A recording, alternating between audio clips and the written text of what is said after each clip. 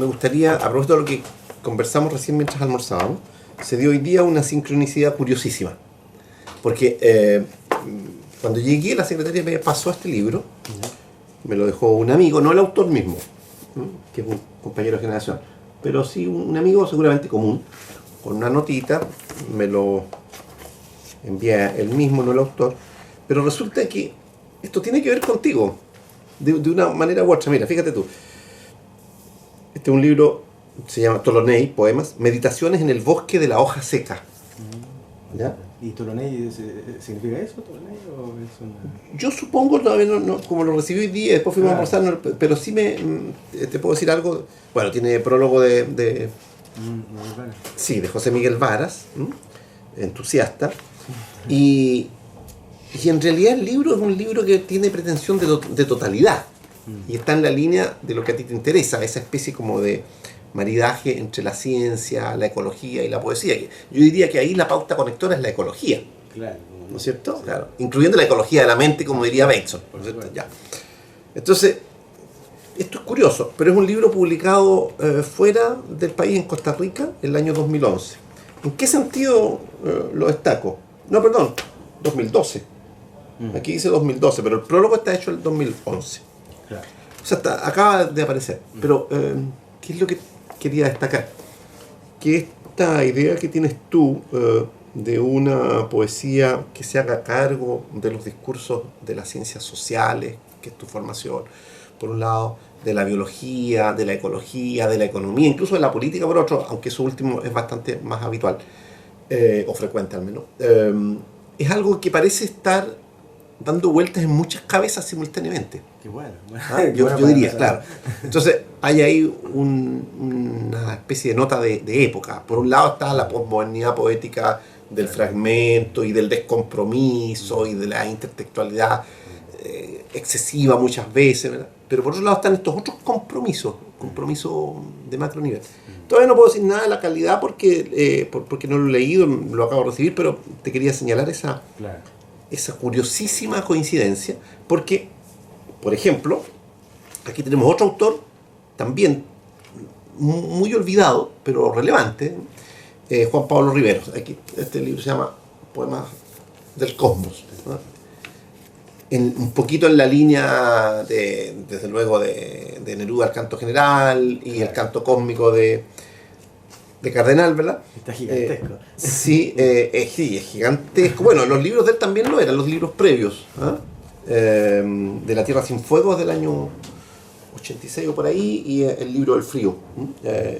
Y el primer libro de él se llamaba Nimia, un libro que casi no circuló en dictadura, publicado en Concepción. Bueno, entonces, ¿cuál es la gracia de estos libros? Digamos, por supuesto que son desafíos enormes, estos volúmenes de 300, 400 páginas, de un tamaño muy poco frecuente en poesía, ¿sí? Y uno puede decir casi a priori, dado lo que sabe cualquier lector de poesía, que aquí no puede haber más de un 20% de poesía a lo sumo, y eso sería ya un triunfo. Claro, porque en ningún libro mayúsculo yo no encuentro más de un 20% de poesía en el canto general, digamos, aunque los fanáticos quieran considerarlo íntegramente grandioso.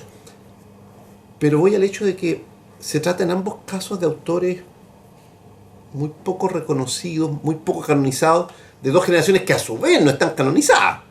O sea, nadie le da mayor importancia ni a la generación a la que pertenece él, que serían los poetas del 60, ¿verdad?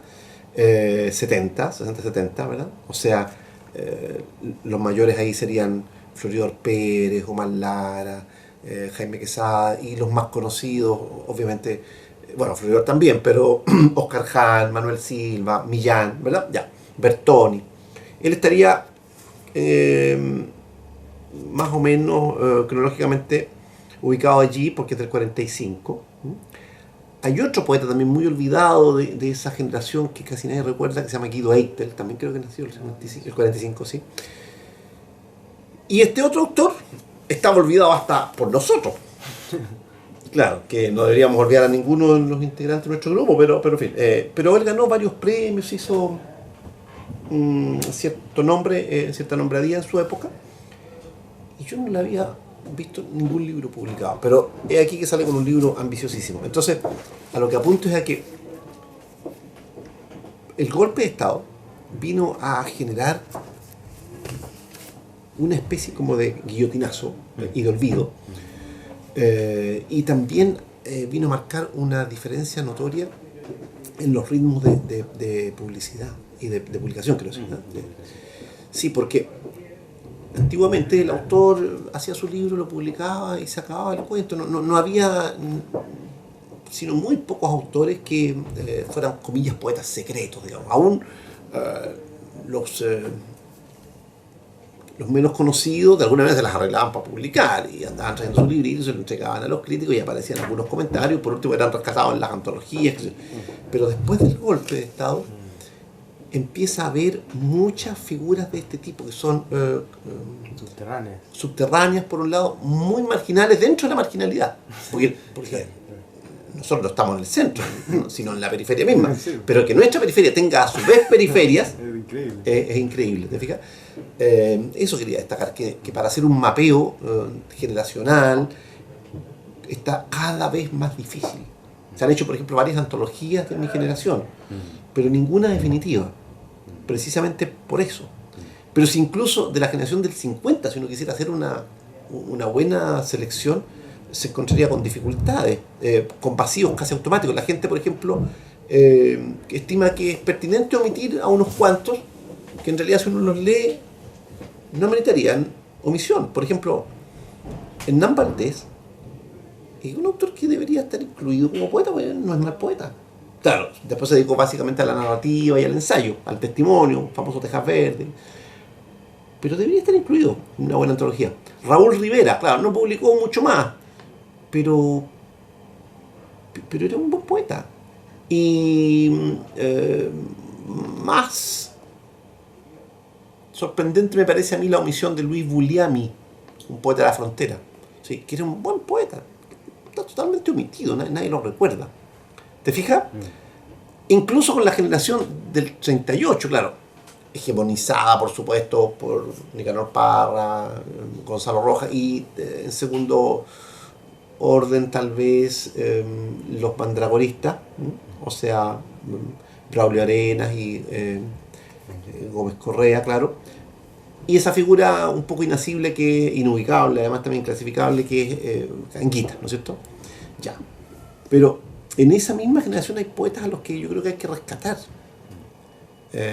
Nicanor, por ejemplo, no estaría muy de acuerdo con lo que voy a decir, pero yo rescataría de todas maneras la mejor poesía, no toda por supuesto, pero las mejores páginas de Mahfoud Massis, ¿no es cierto? Claro, es un poeta singular, es un poeta raro, un poeta que no existe en ninguna parte que yo sepa, digamos, ¿no? del mundo. Es una cosa muy rara, exactamente, que reivindica sus raíces árabes, pero que al mismo tiempo tiene una especie de sintonía especial con su suegro, que es Pablo de Roja, porque él estaba casado con Luco de Roja. Sí.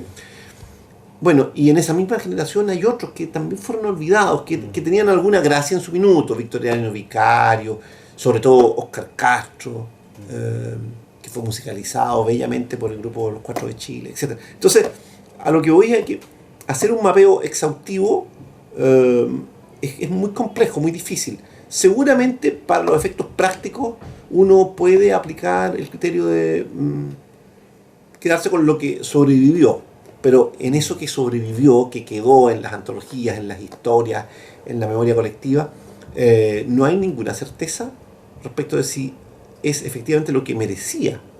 Claro. Ahora, por supuesto, yo me la juego porque sí, me la juego porque lo más importante de la generación del 38 son evidentemente Parra, Gonzalo Rojas, Anguita, y casi para de contar si tienes que elegir tres, digamos. Si tienes que elegir tres, yo no tengo duda. Si tienes que elegir tres de la generación del 50, yo no tengo duda respecto de Lin, Tellier, Barquero, Arteche. Ahí habría que elegir el tercer nombre, es un poquito más difícil, pero los dos primeros, Lin y Tellier, no ofrecen duda. Pero en las generaciones posteriores, yo creo complejo eso. Por ejemplo, en algunos casos se producen mitos o se producen distorsiones porque tienen más bibliografía crítica, pero también la tienen porque están en un contexto donde, en cierto modo, es más fácil agenciársela, ¿eh? O producirla incluso por pura presencia, ¿no? O sea, si tú haces clases en Estados Unidos, es bastante natural que un alumno, que un colega quiera hacer un paper sobre ti, por último porque te tiene en la mano y él tiene que publicar algo, pero además porque también es fácil que admire lo tuyo, y que lo valore de manera especial, porque se produce el fenómeno propio de las distorsiones ópticas, pues, lo que uno tiene más cerca lo ve mejor. Claro. Ya. Pero además por trayectoria y todo lo demás, yo creo que en el caso de Gonzalo Millán y de Óscar Jahn no cabe mucha duda. Pero yo creo que se fue muy injusto con la poesía de Floridor, por ejemplo, porque lo mejor de Floridor hace un muy buen papel en antologías. Con Manuel Silva también se ha tendido a no valorarlo lo suficiente. Quizás haga falta una antología más, aunque la publicó una recientemente también. Bueno, pero en fin, ya, pero... ¿El Fondo de Cultura? Sí, eso ya lleva más años, pero parece que hizo en Pfeiffer otro libro, en el sello Pfeiffer, no estoy seguro. Bueno, pero a lo que voy es a que uno puede confiar muy a medias en la canonización, relativísima por otro lado, que genera la academia. Una manera, comillas, más sana de aproximarse a la poesía en particular de una generación, de un país, en fin, yo creo, son por un lado las antologías, pero por otro lado las lecturas de los propios poetas, ¿no? Cuando son interesantes, por supuesto, si uno entrevista a una patota de una mara de la poesía, digamos, evidentemente van a destacar a su líder, que seguramente va a ser un personaje sociopático, y ya, pero eso ocurre en todas partes del mundo, digamos, ya. Pero cuando uno dialoga con poetas verdaderos, no importa que no sean grandes o que no sean muy reconocidos, se da cuenta que la mayor parte de las veces tienen juicios singulares. Entonces, a esos poetas de juicio singular vale la pena conocerlos, y te vas a dar cuenta muchas veces de la enorme diferencia que tienen sus opiniones o sus jerarquías con respecto a las que ha marcado el canon, digamos, el canon académico, ¿sí? Ya. Por el otro lado, también hay otra cosa que ver, y no digo que seguir, pero sí que ver, el tema del gusto del lector sencillo, que no es ni académico ni es poeta. Claro. ¿Ah? En algunos casos, bueno, eso resulta sumamente incomprensible para uno, ¿te fijas? Claro, obviamente, ¿no? Ya, por cierto.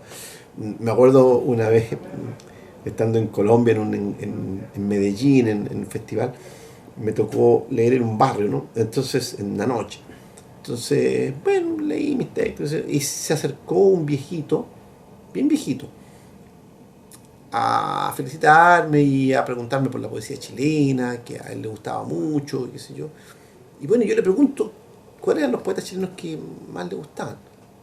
Y me dio un nombre que nunca me lo hubiera esperado, porque había algunos que yo ya había oído nombrar allá. Por ejemplo, en Venezuela, en Colombia, suelen hablar muy bien y suelen tener, comillas, buena imagen los de la Mandrágora. Yeah, claro. O sea, Braulio Arena, Enrique Gómez Correa, en fin, y Rosamel del Valle, etc. Sí. O también Humberto Díaz Casanueva, en fin, ya. Yo esperaba algo así, pero no me esperaba lo que oí, que fue mucho más insólito. El poeta más importante para este caballero era José Antonio Sofia. Bueno, José Antonio Sofia, un poeta decimonónico del siglo XIX, que es el autor de la letra del río Río, el del... Ya, bueno. Y bueno, tú comprenderás que nadie lo recuerda en Chile, o sea, no. Ni siquiera los poetas saben quién es José Antonio Sofia, ¿te fijas? Entonces, bueno, sin duda que el gusto del lector común da para mucho. Sí. Y además, probablemente ese señor tiene no solo todo el derecho, sino una buena cuota de razón en el contexto en que él lo eligió. Él lo eligió en un contexto de poetas como decimonónicos. Por el siglo XX él casi no se había puesto al día, digamos, y ya no tenía mucho tiempo para hacerlo. Bueno, pero en fin, en otros casos, por ejemplo, llama la atención de la generación equivalente a la nuestra del 38 de Cuba.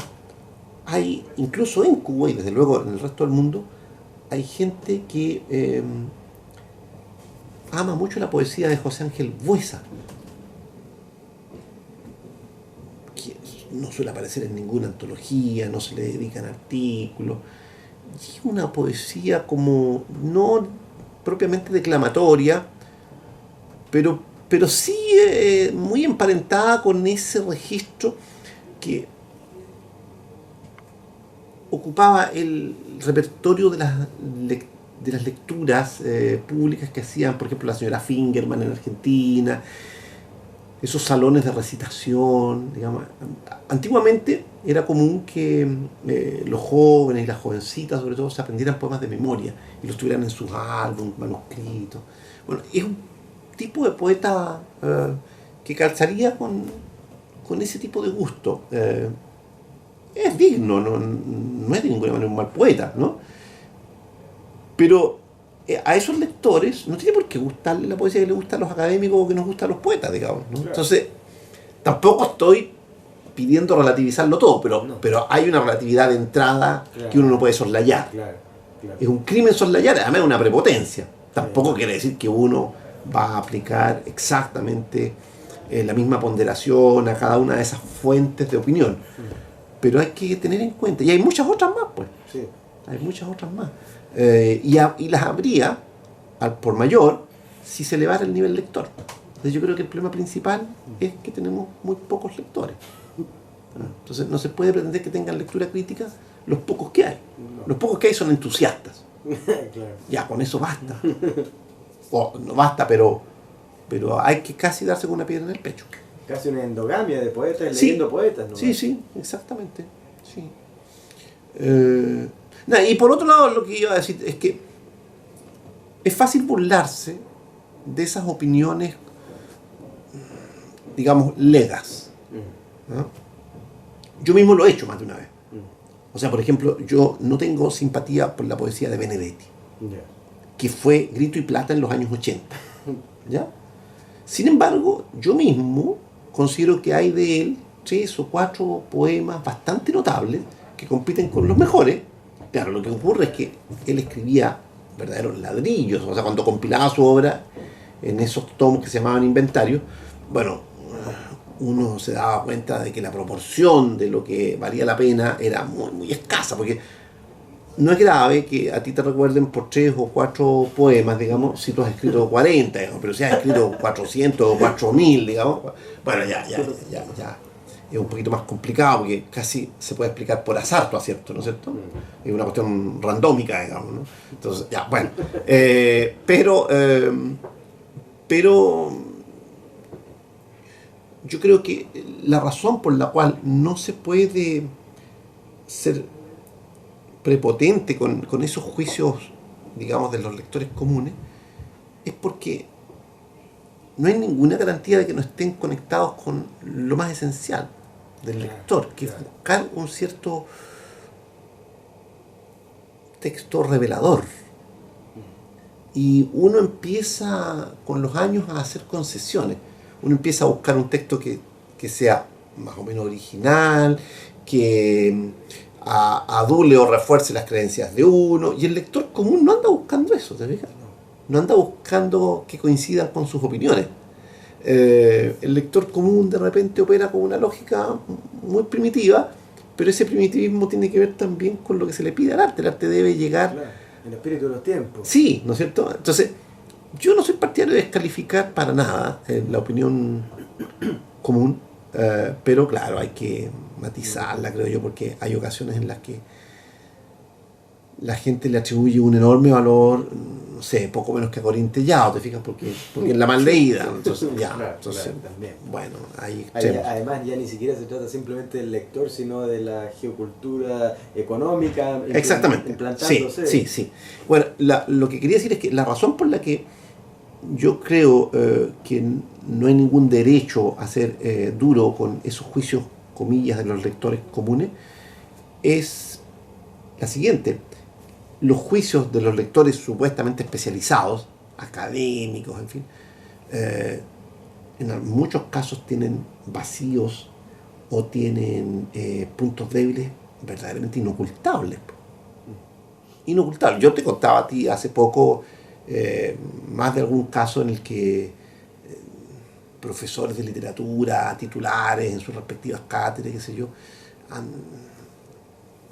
andan buscando opiniones, ¿no?, para ver a quién leen, y luego las adoptan como propias, ¿no? Y eso es muy asombroso, ¿no?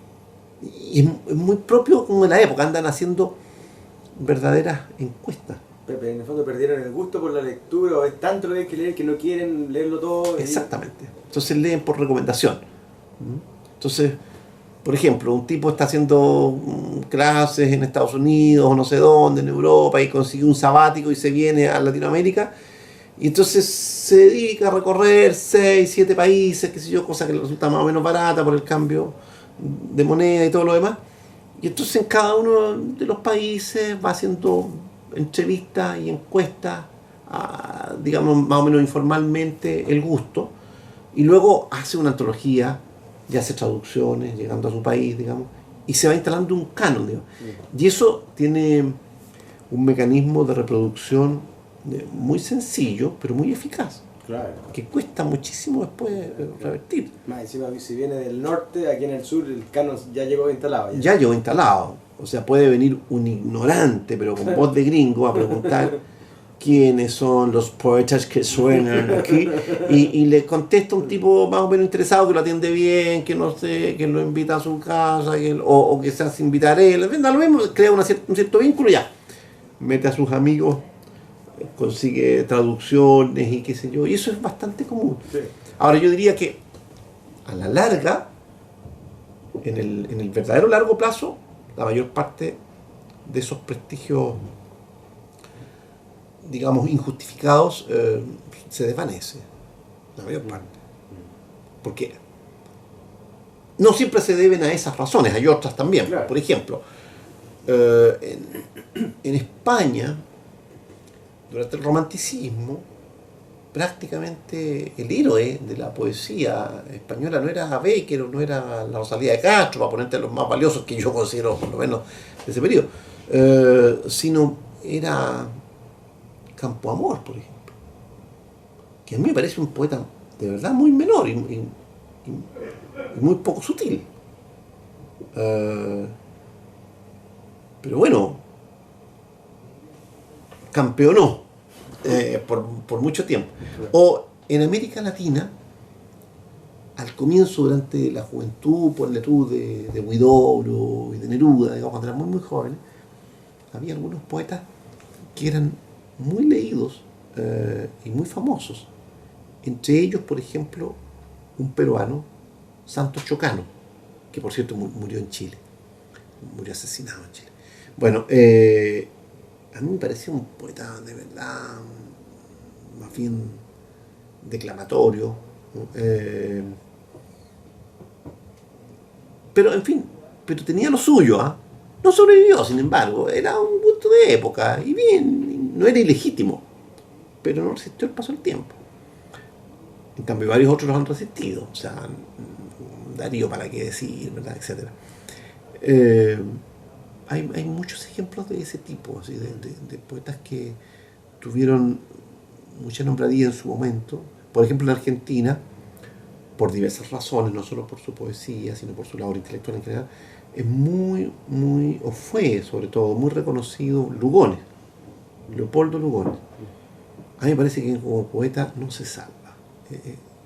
Tiene, por cierto, mucho oficio, tiene un léxico enciclopédico, digamos, pero además se le nota demasiado, porque la poesía no se hace con palabras difíciles ni raras, digamos. Y así, en todos los países hay figuras que tienen una fama explicable, razonable, y que a la larga, bueno, son reajustados. Yo creo, sinceramente, que va a pasar en Chile con Neruda, pero todavía está muy lejos de pasar. Okay. No, yo creo que yo creo que de Neruda se va a rescatar cada vez menos, pero muy desproporcionadamente menos, porque de todo autor se rescatan unos pocos. El librito del cura Valente, que son como 8. La última antología que hizo el cura, sí. A veces los no sé cuántos mejores pueden. Sí, Como 8. sí. No, son más, pero bueno, eso es interesante, por ejemplo, estudiar en el caso de Neruda las antologías de Neruda. No todas parten de la misma base, o sea, en algunos casos parten por restricciones editoriales, ¿te fijas? Claro. O económicas, o sea, Claro. si te dicen a ti, mire, fulanito, por favor, hágame una antología de 50 poemas de Neruda, los 50 mejores, porque se los queremos regalar a los niños de Chile en una edición barata, Claro. bueno, pero si te dicen en una editorial, mire, hágame una antología de 500 páginas, estás partiendo de bases muy distintas. Pero aún así, son tantas las antologías de Neruda, tantas, que uno puede hacer el ejercicio de compararlas. Y descubre que en realidad, bueno, por supuesto que no hay unanimidad respecto de cuáles son sus mejores poemas, digamos, o los que más ameritarían el recuerdo. Tampoco hay mucho acuerdo respecto de sus épocas, de sus mejores épocas. Yo, por ejemplo, durante mucho tiempo estuve convencido de algo que ahora yo dudaría. Yo no estoy muy convencido de que las residencias se salven así como completas. Yo creo que ahí hay grandes poemas, sin duda. Pero hay buena parte de las residencias que me parecen de una gratuidad muy ingrata. A mí me parece muy ingrata. Que no. Lo que ocurre es que uno lee con el sedazo de la antipoesía, con el sedazo de Parra. También. Y con el sedazo de Lin, y con el sedazo del propio Telier, que sería más o menos próximo, o de Gonzalo Rojas. Entonces, y bueno, ¿y para qué decir otros poetas hispanoamericanos? Bueno, pero yo creo que con quién va a ser más dura la posteridad en América Latina va a ser con Octavio Paz. También. Sí, yo creo que no va a resistir el paso del tiempo. ¿No? De verdad que creo que como poeta no es un poeta de cabecera de nadie, no creo que haya poetas genuinos que lo tengan de cabecera.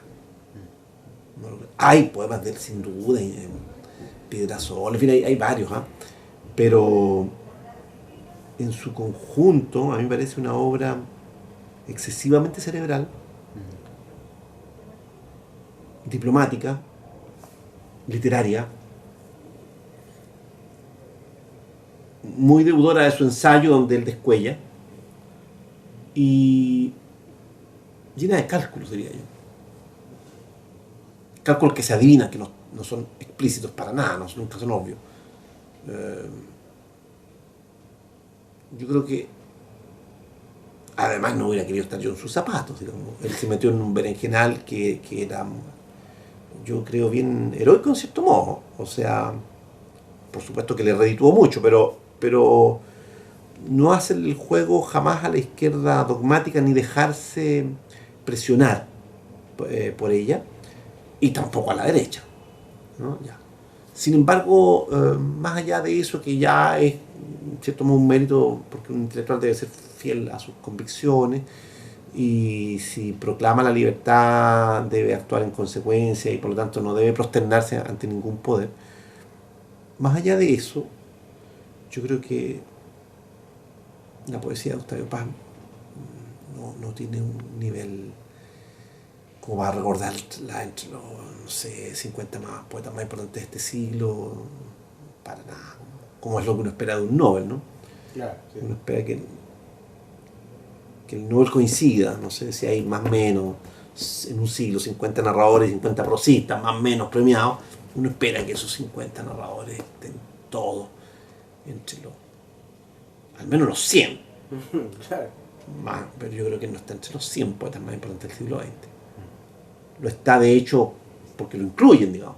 Sí. Pero en el placer lector no lo creo. O sea, mucha distancia. Es interesante esta cosa, es un poco como lo que pasa, la paradoja de la historia o la arqueología, en el sentido de que mientras más tiempo va a pasar, más lo que sabemos y más fácil saber del pasado. Curioso eso, ¿no? Pero cuando hablamos de que el tiempo dirá, ocultamos un poco también la fenomenología de cómo eso ocurre, ¿no? Porque al final son una suma de los lectores o el gusto del lector que usted dice, pero ¿cómo lo ve ahí en el fondo? El que sobrevive tiene que ver con que ya más allá de los aparatajes institucionales sigue siendo un gusto consensual, en el fondo. Sí, claro, yo creo que no hay manera de evadir esa realidad. Los gustos literarios y los cánones y todo lo demás son intersubjetivos, y es todo lo que pueden intentar ser. La objetividad en estos terrenos simplemente no existe. Pero, pero la intersubjetividad, de todos modos, está muy por encima de esa subjetividad inapelable, Claro, que se expresa en juicios laudatorios o descalificatorios, pero rotundos, que no admiten discusión y que no están fundamentados. Porque, no sé, yo acabo de darte impresiones mías de manera más o menos irresponsable y laxa, porque estamos acostumbrados a conversar así, pero a la hora de escribir, naturalmente que yo me obligaría a mí mismo a fundamentar mejor mis juicios. Claro, claro. Es obvio, ¿no? Es como un deber elemental del que argumenta, digamos, Claro. o del que emite juicios estéticos. ¿Para qué decir si se tratara de juicios ya éticos, digamos, ¿no? Morales? ¿no? Claro. No, en ese caso hay que tener más cuidado aún, digamos. Y relacionado con este mismo tema, y con un poquito lo que hablábamos al principio, que usted mencionaba estos dos autores de los libros totales, que me interesa mucho saber qué piensa usted justamente sobre esto de la obra total en relación al poema. Ya voy imaginándome cuando usted dice, bueno, yo rescataría 20 poemas qué sé yo, del canto general, ¿no? Pero ¿cómo lo ve usted? Esta idea de la obra total, entonces sería un poco más, quizá... A ver, yo creo que hay varias cosas ahí. Lo primero es que me parece perfectamente legítimo que un autor, un poeta en particular, se proponga hacer una obra que tenga un cierto valor suprasegmentario, por así decirlo. Claro. O sea, por encima de los segmentos, por encima de cada uno de los poemas, Claro. o que todos ellos, siendo buenos, hagan sinergia y configuren una cierta unidad mayor de metanivel. Claro. Lo mismo vale para, qué sé yo, un cuentista que quiera brindarnos en una selección de cuentos algo más que una pura galería de personajes individuales y que como globalidad esos cuentos representen un mundo, ¿no es cierto? Como ocurre un poco con Juan Rulfo, por ejemplo, qué sé yo. O de manera casi incluso programática, en el caso de Chile, por ejemplo, se me ocurre un libro de cuentos como Cuero de Diablo de Guillermo Blanco. Yo creo que claro, que lo logra. ¿Mm? Pero tiene ahí la unidad del personaje, el negro y todo lo que bueno, pero más allá de la legitimidad de ese intento, que yo creo que nadie podría desconocer, falta ver cuáles son los niveles de éxito de esa intentona. Claro, claro. Es que son muchas las cosas que se configuran en contra. Yo creo, por supuesto, que uno puede invocar ejemplos así como indudables, por ejemplo las elegías del Duino de Rilke o incluso los sonetos Orfeo, ¿no? Pero más allá de esos pocos casos en los que además se produce en términos biográficos una cosa curiosa, la mayor parte de esas obras se escribieron en muy pocos días. Por supuesto, el espíritu de la persona, la motivación, venía prefigurando aquello, Claro, claro. y seguramente había ido macerando su comprensión y su voluntad de expresión, su experiencia de vida, en fin, ya, ok, ya. Pero no diré objeción, pero mi reparo o mi observación respecto de el ideal de la obra global, comillas, tiene que ver con lo siguiente. Tiene que ver con que cuando uno se propone una obra programática, de alguna manera, la parte de uno que está tomando la decisión termina siendo el ego. Al ego se le ocurren proyectos de ese tipo. Al poeta que habita en uno no se le ocurre un plan mayor de esa clase. Simplemente quiere expresarse, configurarse, e incluso, bueno, la vieja idea de la formatividad de Peterson, ¿no? De darle forma a una experiencia, ¿ya? Pero esa poeticidad que pugna por expresarse y que toma su forma, que, como digo, puede tomar también en un metanivel, como en el caso de las elegías, en fin, etc., no es lo que yo veo más habitualmente. O sea, lo que yo veo es una especie de voluntad de diferenciarse. Hay una especie como de desprecio del poemario como obra no unitaria.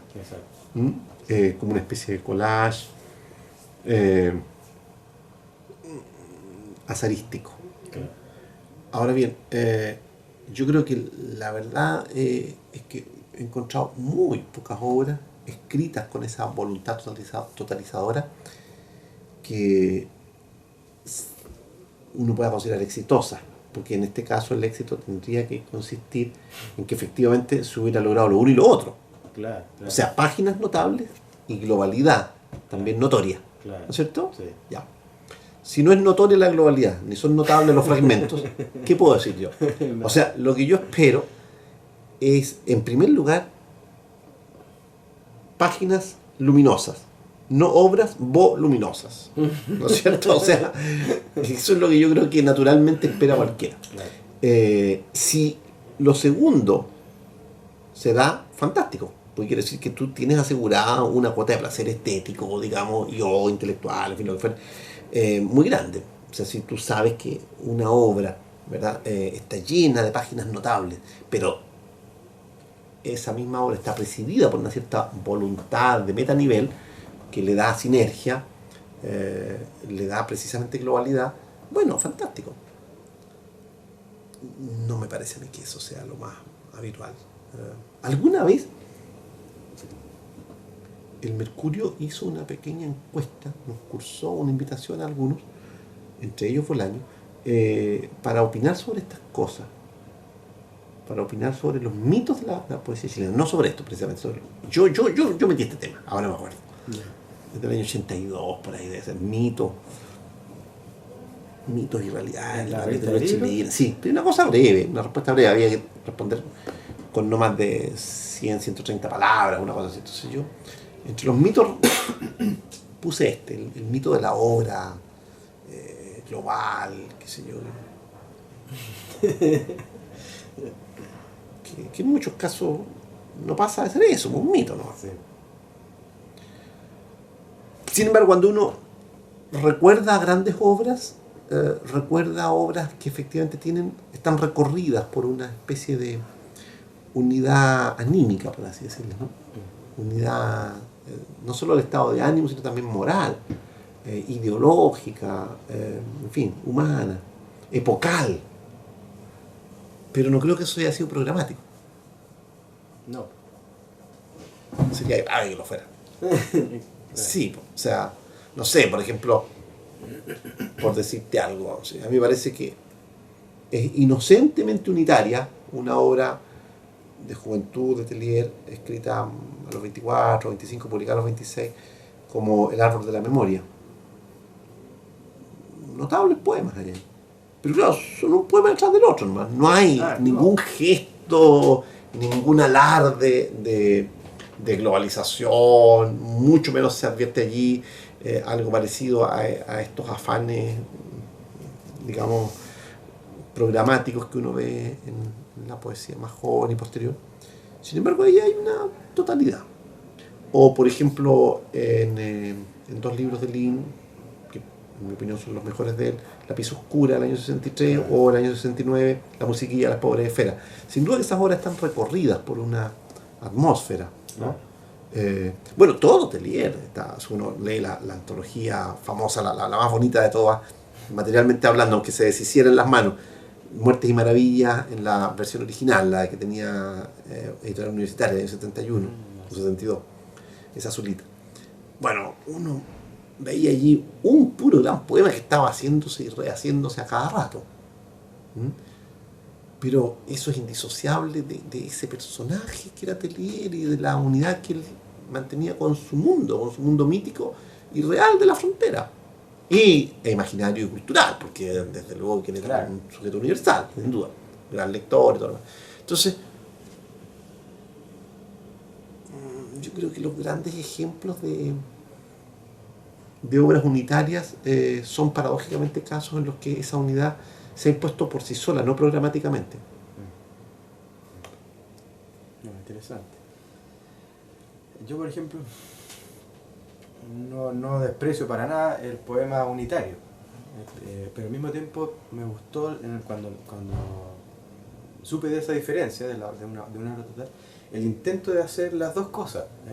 Y como me gusta escribir varios libros al mismo tiempo y que pueden demorar 4, 3 u 8 años, y entonces si voy pasando de uno a otro y dejo fluir esa espontaneidad, hay una armonía entre el programa y la espontaneidad, entre el ego y el espíritu. Sí. Que no sé si se logra o no, pero digamos, pero me parece que es un camino.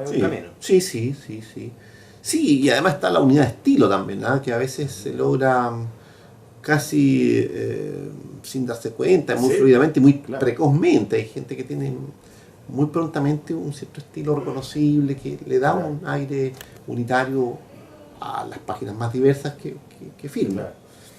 Yo, por ejemplo, al mismo tiempo, en eso que usted menciona, yo también pienso que no tiene ninguna gracia tener estilo, sino es como la baba del caracol, es decir, es inevitable. Y quizás a mí me viene eso por la escuela de teatro en la que yo estuve, qué sé yo, que la idea era justamente cómo uno deformaba ese estilo, cómo uno rompía sus automatismos, cómo decir, pues no me quiero repetir, quiero seguir avanzando. Ese es el punto. Entonces, yo no quiero tener estilo, no creo en esta idea de encontró su voz. Sino, es eso, claro. O sea, bueno, la encontré, pero quiero seguir encontrando otras. Claro. Bueno, ese yo creo que es un gran tema, las voces. Hay un gran educador y teórico de la educación de orientación sociocultural, sociocrítica en última instancia también, que escribió un libro que se llama Las voces de la mente, Birch. Y yo creo que el tema de la polifonía es vital. O sea, lamentablemente cada vez que alguien descubre algo relevante, vienen los teóricos hambrientos de novedad o de originalidad, y entonces lo transforman en un concepto más dentro de la vitrina novedosera de la teoría literaria, digamos, ¿no?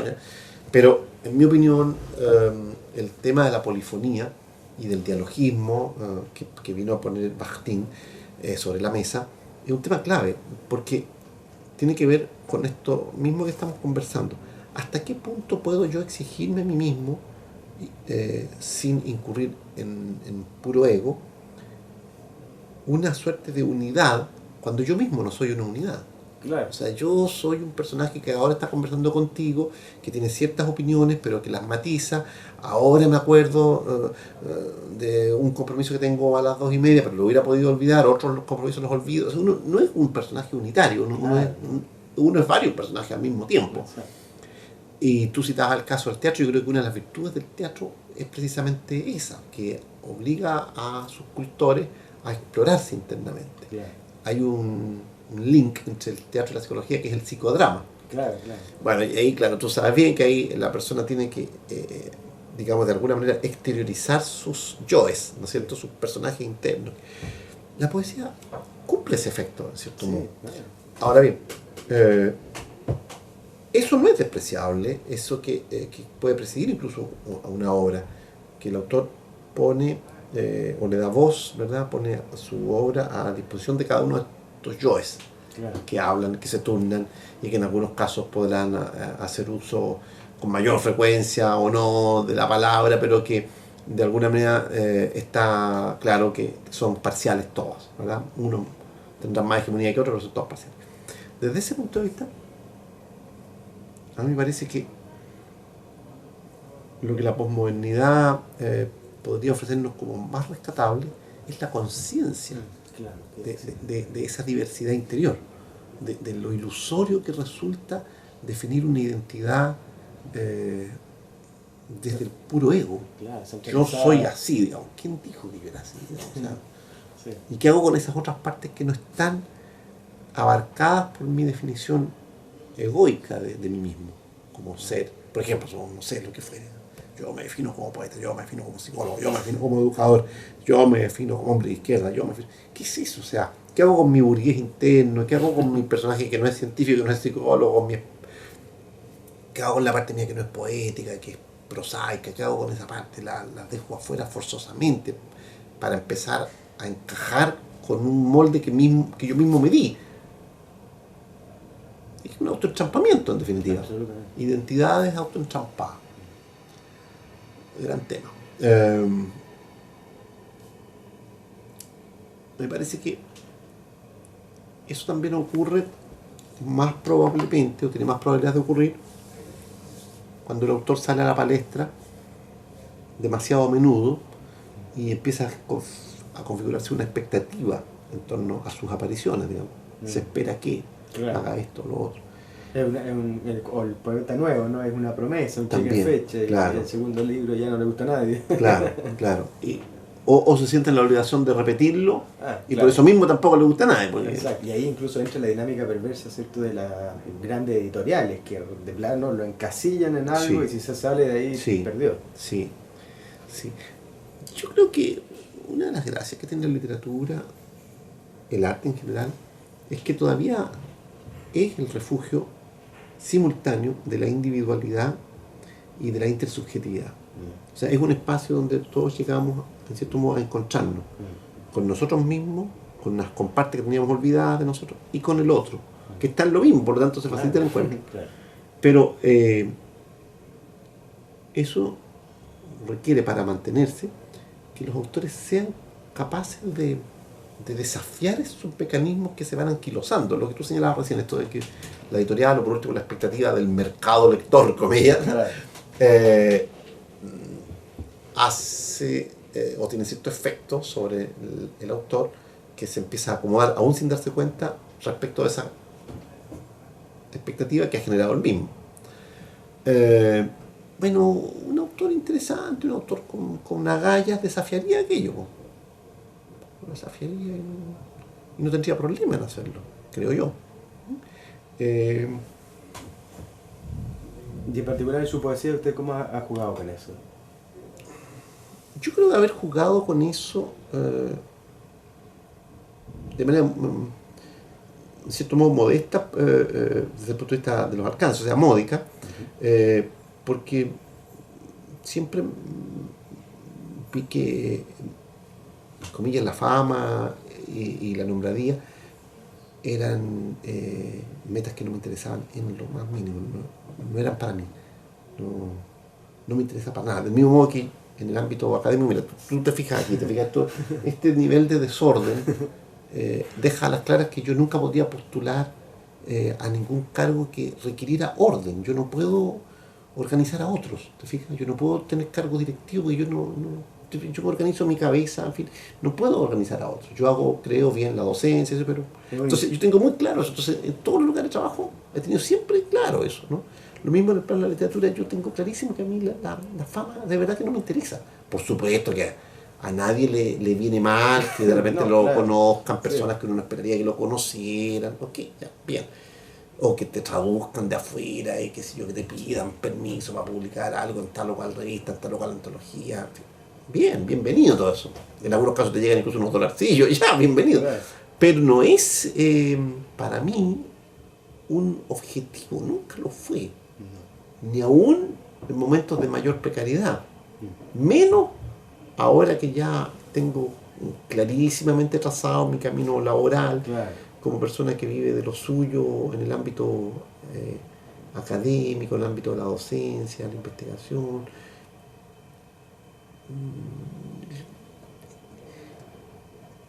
Me parece un entrampamiento indigno de un poeta, eso o sea, creo que caer en esa trampa. Claro. Al mismo tiempo podríamos hacer una distinción entre ese apetito de fama y la inescapable y legítima deseabilidad de ser leído. Claro, Porque claro, a veces eso es pasamos altamente deseable, sí. pero No, pasamos, sin duda, sin no duda. nos lee nadie. Sin duda. Lo que ocurre es que es muy distinto ser poeta editado y poeta meditado, digamos. O sea, ser autor leído y conocido o reconocido. Son rangos distintos, ¿no? Yo soy muy proclive a las distinciones semánticas, verbales. Por ejemplo, a los alumnos yo les suelo pedir que distingan entre ser alumno, ser estudiante, estar inscrito, ¿no? Ser asistente, una persona que asiste a clases, o sea, etcétera, ¿no? Y, y claro, lo mismo vale para la poesía. O sea, una cosa es ser alguien que publica, otra cosa es ser alguien que repercute, ¿no? Porque no es lo mismo. No. Eh, Y curiosamente, uno puede repercutir por criterios paraliterarios. por un lado, y los que repercuten en materia literaria no siempre se notan. Y no siempre. Claro. No sé, pero en realidad ahí está la paradoja que si no se notan, no repercuten, repercutirán si es que sobreviven a los... Sí, pero yo estoy pensando, por ejemplo, en casos así, no estoy pensando en Chile, estoy pensando en casos del mundo. Un caso como Pound, por ejemplo. Ya. Pound sacrificó buena parte de su tiempo y de su obra por generar una suerte como de club de lectores internacional, por así decirlo. Lo estoy poniendo con una fórmula media burlona, pero en el fondo lo que él hacía era granjearse lectores, digamos, pero no para sí. Una comunidad. Claro. ¿Te acuerdas de esa vieja frase, verdad? Que sueño, o sea, le dolía el alma de pensar qué pasaría con su país si los clásicos circularan y fueran leídos con mayor frecuencia, con mayor intensidad. Bueno, lo mismo le puede pasar a uno, ¿qué pasaría si? Entonces, ese es un tipo, por ejemplo, que influyó notoriamente, creo yo, y su poesía está claramente también marcando rumbo. O Eliot, por ejemplo, ¿no es cierto? Ya, claramente. Incluso yo creo que, siendo notable la poesía de Eliot, se va a recordar a él por las dos cosas, por sus ensayos y por su... Bueno, tal vez por su teatro también, no sé, bueno, pero ahí hay un autor grande. Pero hay otras figuras que fueron mucho menos reconocidas o fueron reconocidas por algo que no tiene que ver directamente con esto. Por ejemplo, Robert Graves, ¿no? Que fue un narrador notable y bueno, y finalmente terminó en las teleseries, porque se filmó Yo Claudio y todas estas novelas históricas. Pero es un autor de un nivel, a mí me parece extraordinario, es un ensayista muy notable, muy notable. Era un poeta muy influyente, creo yo, por en el espíritu. No era un factotum, no era un hombre que moviera los hilos, qué sé yo, y que llamara por teléfono y que a fulanito lo entrevistaron entonces en un espacio clave o que le pusieran un libro en la editorial tanto. No hablo de eso. No era un factotum. ¿Ah? Pero marcó una época. Por ejemplo, lee, si no lo has leído, La diosa blanca. Es un libro extraordinario sobre el mito poético. Gordote, un libro de 700 páginas fácilmente. En fin, y hay muchos autores así que, o por ejemplo, Blessendrars, que también hizo lo suyo con esta antología negra, pero tiene una poesía notable. Nadie o casi nadie que ama la poesía de Huidobro, por ejemplo, tiene en cuenta todo lo que Blessendrars tiene que haber influido en esa poesía. Mucho menos lo tiene en cuenta el lector común, te fijas, pero por ejemplo, lee Pasión, Pasión y Muerte, el poema que Vicente Huidobro le dedica a la Manola, a la Manola Portal, entiendo, ¿no? Bueno, uno de esos amores que él tuvo, y lee Pascua en Nueva York, un poema también en dísticos, pareado, con rima, de Blessendrars. Es obvio que Huidobro había leído ese poema, es obvio, es un gran poema, el de Huidobro también. Pero no solo eso, lee, antes que eso, lee ese mismo poema incluso, u otros, y Zona de Apollinaire. Que Zona de Apollinaire uno supone que es como el inicio de la poesía del siglo XX, ¿verdad? Soleil Coupé, el final ese del sol cuello cortado, todas esas imágenes de comienzos del siglo XX, de la vanguardia. Bueno, todo eso estaba muy prefigurado en Blessed Drugs, me parece a mí.